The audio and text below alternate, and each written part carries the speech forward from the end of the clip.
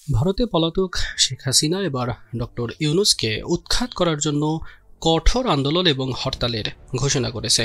অন্যদিকে July August হত্যাকাণ্ড সহ সব অপরাধের জন্য যতদিন না পর্যন্ত আওয়ামী লীগ ক্ষমা চাইছে, যতদিন না তাদের শীর্ষ নেতৃত্ব বিচারের আওতায় আসছে, ততদিন তাদের কোনো কর্মসূচি করতে দেওয়া হবে না বলে জানিয়েছে প্রধান উপদেষ্টার প্রেস সচিব শফিকুল আলম। তিনি আরও বলেন, আমাদের চোখের সামনে এত বড় একটা হত্যাকাণ্ড হলো, কত ছেলে মেয়ে নিহত হলো, কত ছেলে মেয়ে চোখ হারালো, অঙ্গ হারালো, কিন্তু আওয়ামী লীগের কোনো অনুশোচনা নেই, বরং তারা আরও মিথ্যা কথা বলছে।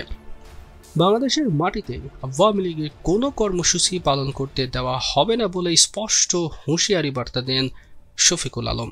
এছাড়াও সমন্বয়ক হাসনাত আবদুল্লাহ এবং সার্জিস আলম বলেন, স্বৈরাচারী দল আওয়ামী লীগকে নিষিদ্ধ করতেই হবে। সন্ত্রাসী সংগঠন হিসেবে ছাত্রলীগকে নিষিদ্ধ করা হয়েছে ইতিমধ্যেই, কিন্তু ইতিমধ্যেই দলীয় কর্মসূচি দিলেও তারা মাঠে যায়নি। এরই মধ্যে ফেব্রুয়ারিতে অবরোধ এবং কঠোর হরতাল ডেকেছে আওয়ামী লীগ। আওয়ামী লীগের ভেরিফাইড ফেসবুক পেজ থেকে মঙ্গলবার 28শে জানুয়ারি রাতে অবরোধ এবং হরতালের কর্মসূচি ঘোষণা করা হয়। ডক্টর ইউনূসের নেতৃত্বে অন্তর্বর্তীকালীন সরকারের পদত্যাগ এবং অপশাসন নির্যাতনের প্রতিবাদে আগামী 16 ফেব্রুয়ারি এবং 18 ফেব্রুয়ারি হরতালের ডাক দিয়েছে আওয়ামী লীগ।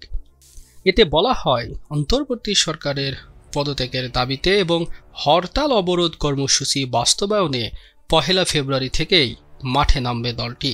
আওয়ামী লীগের ঘোষিত কর্মসূচিতে বলা হয়, আগামী 1 ফেব্রুয়ারি শনিবার থেকে 5 ফেব্রুয়ারি বুধবার পর্যন্ত লিফলেট বা প্রচারপত্র বিলি করবে দলটি।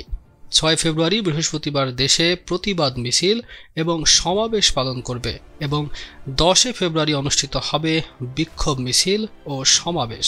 প্রচারপত্র বিলি, প্রতিবাদ মিছিল এবং সমাবেশের বাইরে আগামী 16 ফেব্রুয়ারি রোববার অবরোধ এবং 18 ফেব্রুয়ারি মঙ্গলবার দেশব্যাপী সকাল সন্ধ্যা সর্বাত্মক কঠোর হরতাল কর্মসূচি ঘোষণা করা হয়েছে ওই বিজ্ঞপ্তিতে।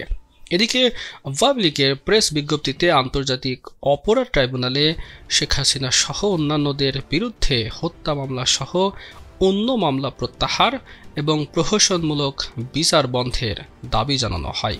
প্রেস বিজ্ঞপ্তিতে দলটির প্রধান শেখ হাসিনাকে প্রধানমন্ত্রী হিসেবে উল্লেখ করা হয়েছে। এর আগে গত 10 নভেম্বর রাস্তায় নামার ঘোষণা দিলেও নামতে পারেননি আওয়ামী লীগ। এমন অবস্থার মধ্যেই হরতাল, অবরোধ এবং সমাবেশ এবং বিক্ষোভের ডাক দিলেও আওয়ামী লীগ বিজ্ঞপ্তির শেষের দিকে উল্লেখ করা হয়, দেশের মান, রাজনৈতিক এবং গণতান্ত্রিক অধিকার আদায়ের এসব কর্মসূচিতে কোনো প্রকার বাধা প্রদান করা হলে আরও কঠোর কর্মসূচি ঘোষণা করা হবে। দলটির বেশিরভাগ শীর্ষ নেতাই দেশের বাইরে পলাতক অথবা কারাগারে রয়েছেন।